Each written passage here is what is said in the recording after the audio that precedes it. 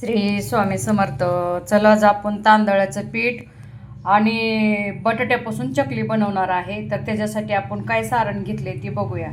इथं आपण हो का ह्या चमच्याने आपण ही 1 चमचा तांदळाचं पीठ घेतलेलं आहे. अर्धा चमचा आपण बेसन पीठ घेतलेलं आहे.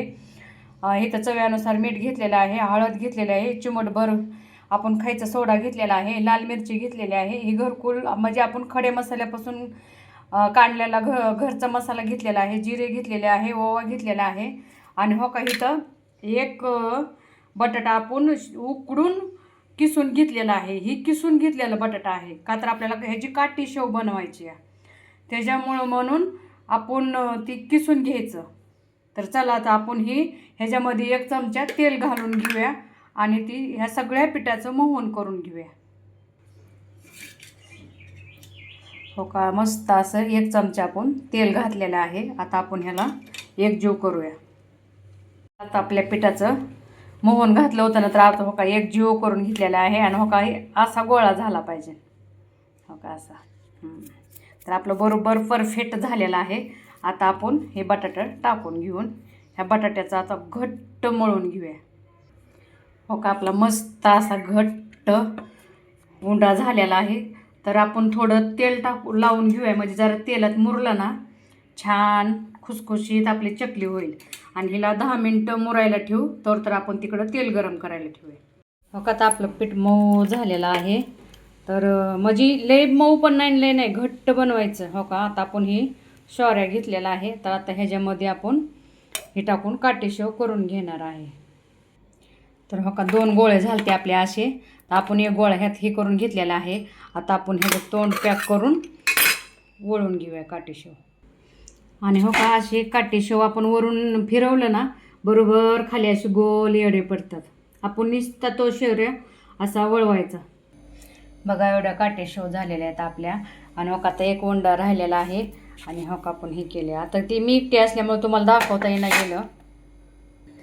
बघा एवढ्या झालेल्या आहेत. हो का इथं आपण तेल गरम करायला ठेवलेलं आहे. तर आता आपण तळून घेऊया. आपलं तेल तापलेलं आहे. आधी आपण चेक करून बघितलं होतं. हो का असं मस्त अशा सगळ्या तळून घेऊया. हो का आपण 3 टाकून तळणार आहे. हो का मस्त अशा खुसखुशीत तळायला लागलेला आहे. आपण आता यांना पलटून घेऊया. अशा हो का आता आपण दुसऱ्याही टाकून घेऊया. आणि हे बिलकुल तुटत नाहीत काय नाहीत म्हणजे ह्याचे तुकडेच पडत नाहीत. एकदम असे चिकट राहतं बटाट्यामुळं. आणि छान चवीला पण लागतात. हो का मस्त अशा खुसखुशीत व्हायला लागल्यात. आणि माझ्या मैत्रिणींनो नक्की आता गौराई आल्यात तर तुम्ही अशी डिश करून बघा. खूप सुंदर आहे. हो का मस्त अशा खुसखुस तळायला लागलेले आहे. आणि माझ्या मैत्रिणींनो तुम्ही ह्यात तीळ नक्की टाका. माझ्याकडं नव्हते म्हणून मी टाकले नाहीत. पण तुम्ही आवर्जून तीळ टाका. दिसायला पण छान दिसते आणि खायला पण एकदम तीळ टाकलेली खुसखुशीत लागते. आपण ह्याच्यामध्ये कढीपत्ता टाकलेला आहे का तर एकदम छान चव आणि वास पण काटेशेवचा छान येते. हो का माझ्या मैत्रिणींनो माझे बटाट्यापासून बेसन पीठ आणि तांदळाच्या पिठापासून चकली बनवलेली तुम्हाला कशी वाटली. तुम्ही अशी बनवली असेल तर कमेंटमध्ये सांगा. नसे बनवले तर नक्की गौराईच्या टायमिंगला बनवून बघा. छान आहे. कढीपत्ता आपण का टाकला की ह्याचा खूप सुगंध येतो ह्याला म्हणून आपण टाकलेला आहे. तर तुम्हाला माझी चकल्याची डिश कशी वाटली कमेंट करा, फॉलो करा, सबस्क्राईब करा.